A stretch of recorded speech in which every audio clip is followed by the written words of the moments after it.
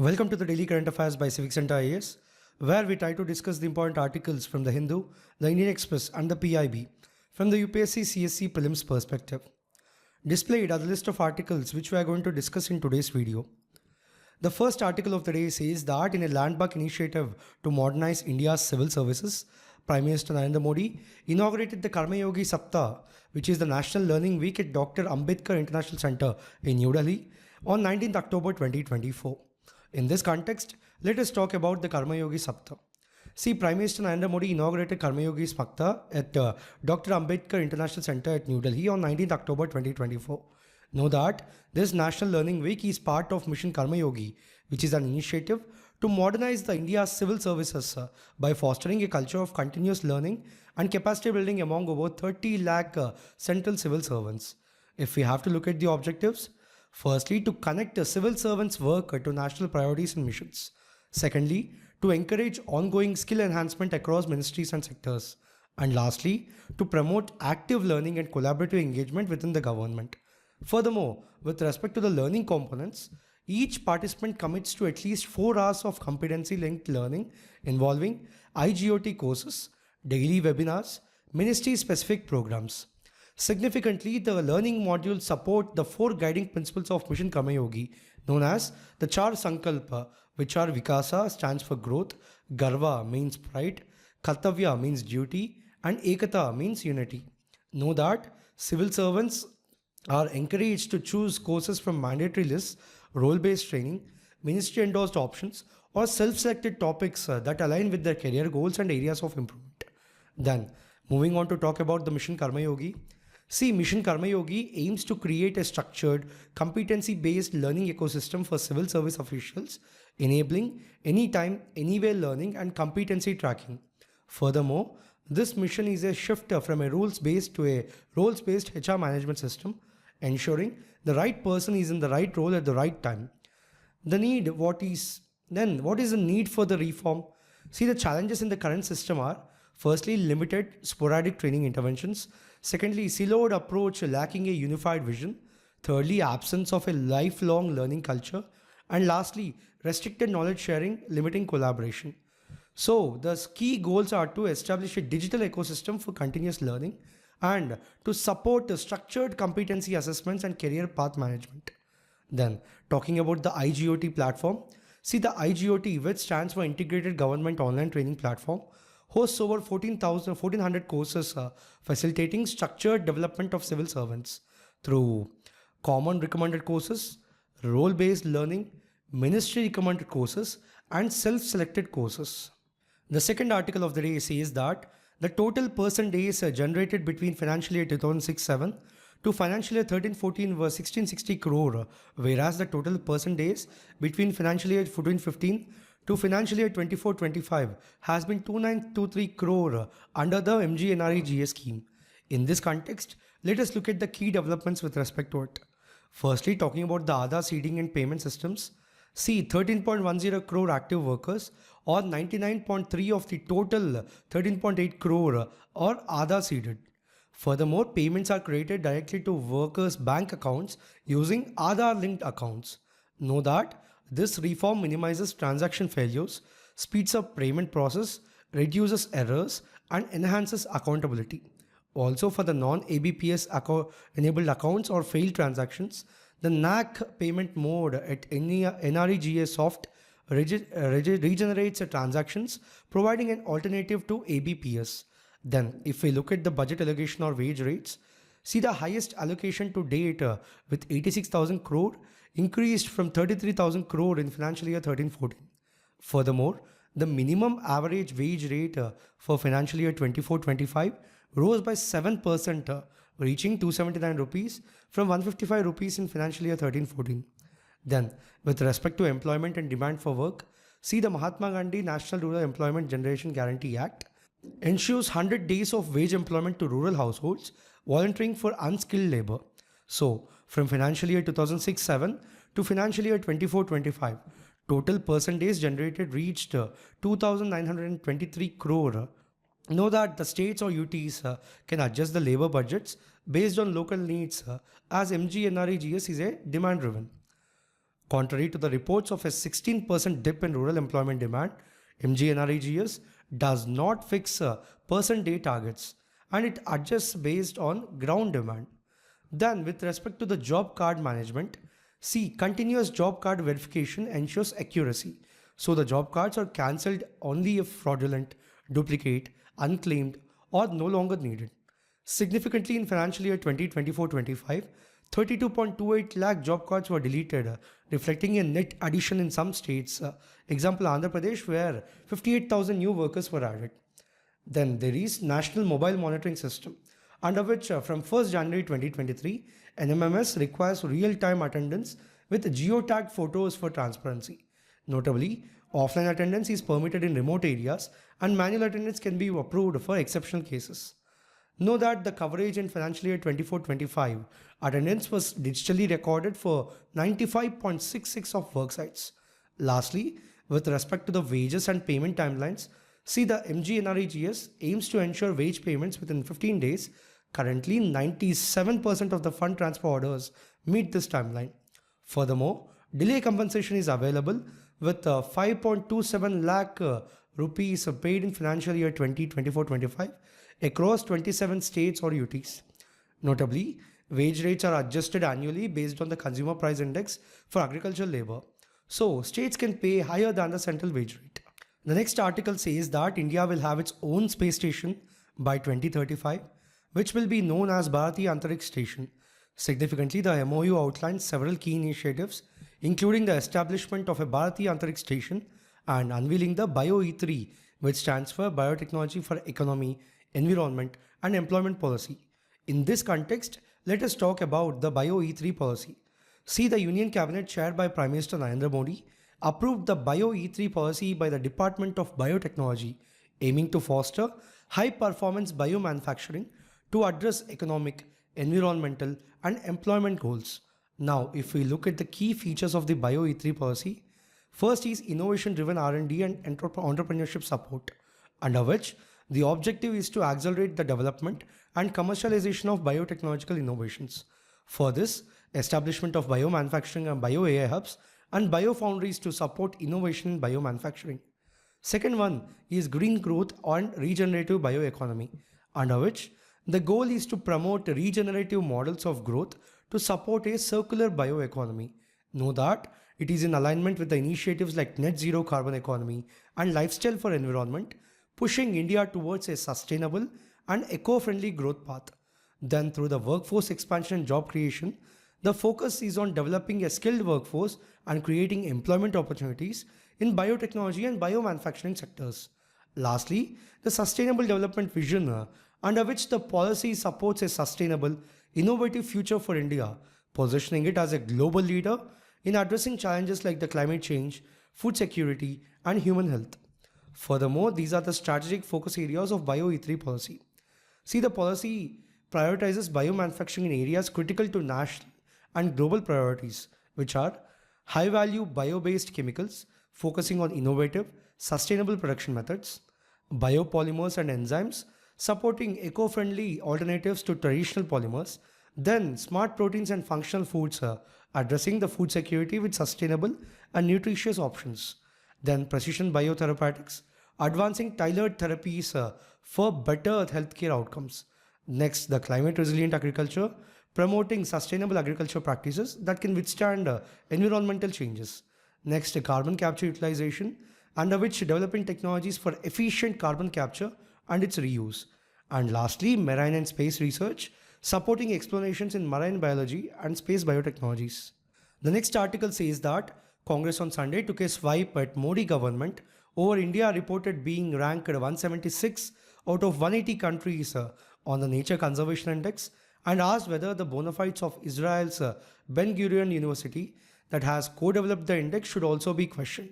In this context, let us talk about India's ranking in the Global Nature Conservation Index 2024. See, India's rank is 176th out of 180 with a score of 45.5 out of 100.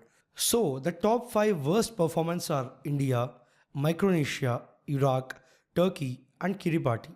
See, talking about the launch and purpose of the index, see, the Nature Conservation Index launched in October 2024 by the Goldman Sonfeld School of Sustainability and Climate Change at Ben Gurion University, and biodb.com evaluates global conservation efforts across the four pillars, which are land management, biodiversity threats, capacity and governance, and lastly, future trends. Know that the NCI is a data-driven tool aimed at helping countries balance conservation and development. If we have to look at the key findings and concerns for India, firstly, with respect to land management, see 43% of the India's land has been converted for urban, industrial and agriculture use, leading to inefficient land management. Furthermore, the index points to excessive pesticide use and a poor sustainable nitrogen index of 0.77, indicating significant soil health concerns. Secondly, with respect to marine and terrestrial conservation, only 0.2% of national waterways are protected, with no protected zones within India's exclusive economic zone.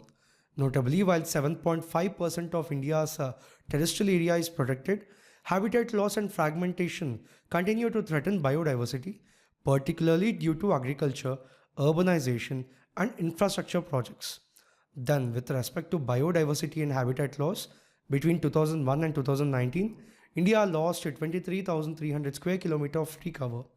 Despite 40% of marine and 65% of terrestrial species residing in protected areas, population declines persist. Additionally, 67.5% of marine and 46.9% of terrestrial species face population decline. Then, with respect to illegal wildlife trade, India ranks as the world's fourth largest illegal wildlife trader, with annual rates around 15 billion pounds, calling for stronger enforcement and international cooperation. Lastly, with respect to climate change impact, sensitive ecosystems such as alpine regions and coral reefs are vulnerable to climate change, adding to the threats against India's biodiversity. The next article says that the CERT-In releases advisory on online scams, recommends caution against pressure tactics. Cybersecurity Agency Computer Agency Response Team of India on Sunday shared a list of ways in which online scams are being perpetrated by fraudsters in the country, including digital arrest. In this context, let us talk about the Computer Emergency Response Team, in short called the CERT-In. See, the Computer Energy Response Team under the Ministry of Electronics and Information Technology is India's national nodal agency established in January 2004. Know that it addresses major computer security incidents, including hacking and phishing, with a mission to fortify the Indian cyber community's security defenses and provide technical support during cyber breaches.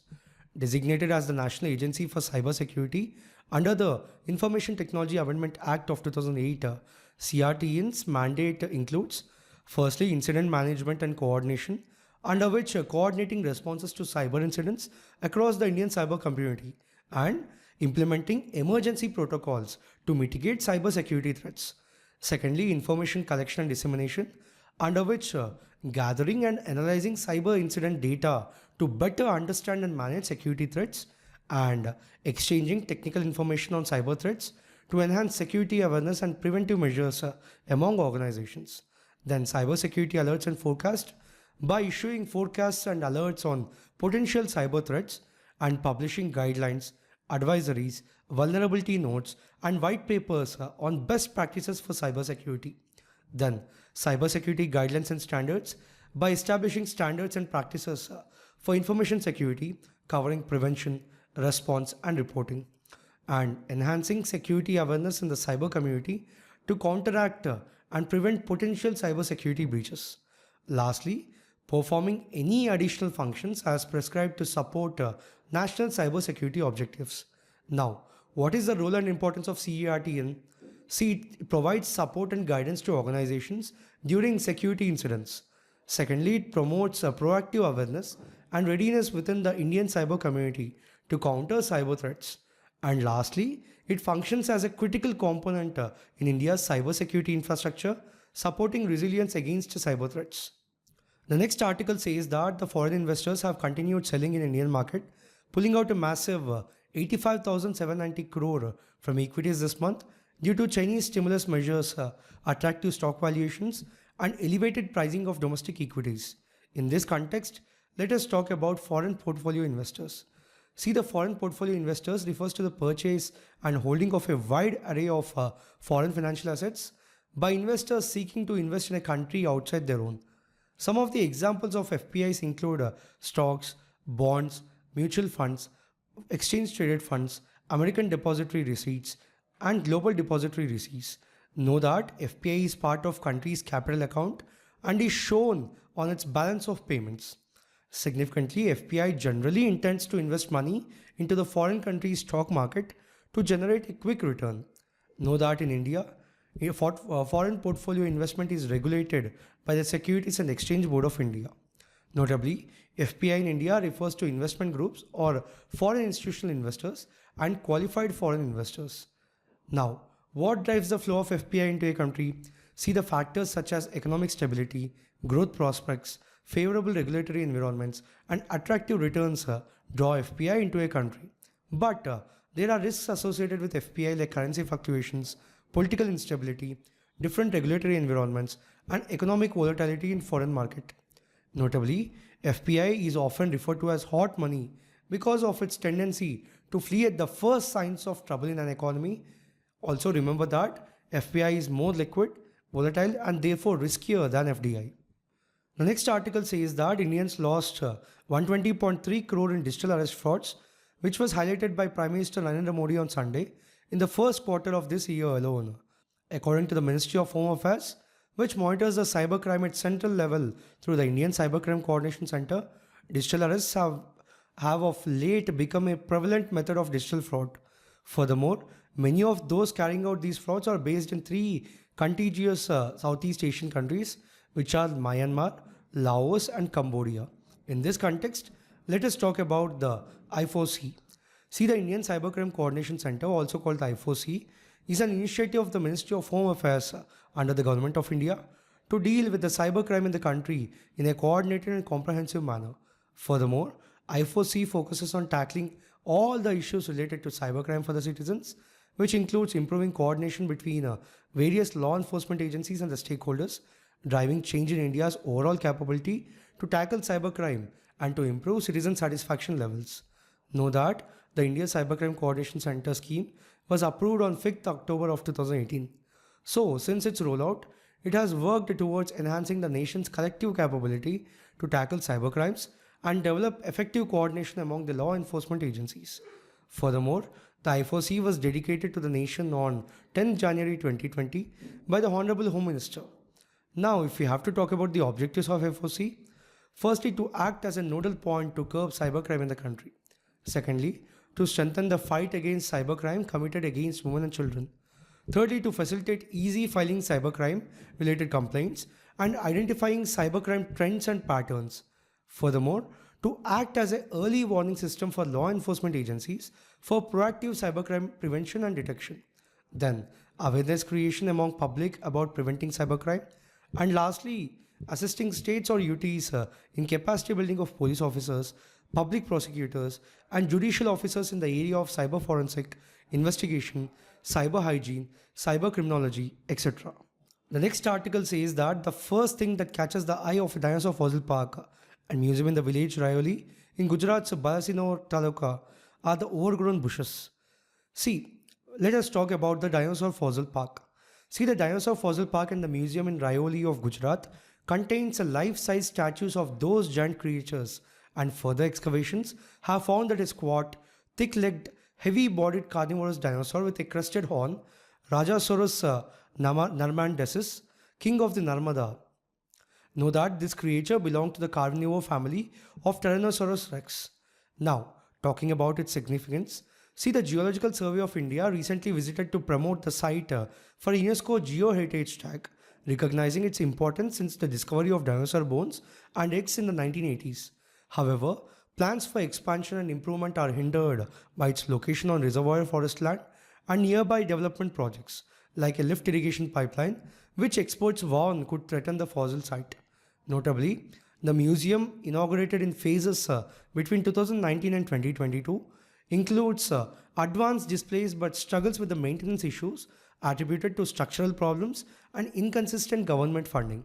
So the officials emphasize the need for better supervision and management to address these ongoing challenges. The last article of the day says that GOT Independent Expert Group report card on strengthening MDBs, which is an incomplete grade, has come after a year of setting up of the expert group on MDBs under the G20 Indian presidency that had 15th Finance Commission Chairman N.K. Singh and former US Treasury Secretary as co-conveners. In this context, let us talk about the multilateral development banks. See, an MDB is an international financial institution chartered by multiple countries to promote economic development in lower and middle income nations through financial assistance, technical support, and policy guidance. Know that MDBs emerged after World War II during the establishment of Bretton Woods institutions to aid in rebuilding war-ravaged economies and stabilizing the global financial system. Unlike the commercial banks, MDBs prioritize long-term development goals over profit, aiming to reduce poverty, decrease economic inequality, and improving life standards in developing nations. Now, talking about the key functions of MDBs. Firstly, with respect to financial support, see, the MDBs provide low interest or interest-free loans and grants for the infrastructure, energy, education, environmental sustainability, and other essential development projects. Notably, MDBs are often the first responders to financial, climate, and health crises, offering immediate financial assistance to affected regions. Now, talking about the technical assistance, see, MDBs help design, manage, and execute complex projects by conducting feasibility studies, offering project management advice, and assisting local institutions. Furthermore, they enhance the local skills and institutional knowledge for sustainable project management. Then, with respect to policy advice, MDBs advise on economic policies, governance reforms, and sector-specific strategies, though their role in policy has sometimes been controversial. Next, with respect to research and knowledge sharing, MDBs conduct research on developmental issues, creating knowledge repositories, and sharing best practices for sustainable development. Next, with respect to networking and collaboration, MDBs connect governments, private sector entities, and civil society organizations, facilitating cooperation to tackle government challenges. Lastly, MDBs leverage their financial stability to attract private sector investment in developing countries, helping to manage the risk that private investors face. So in this video, we have discussed 9 articles in total for today. We'll be back again with another video tomorrow. Thank you.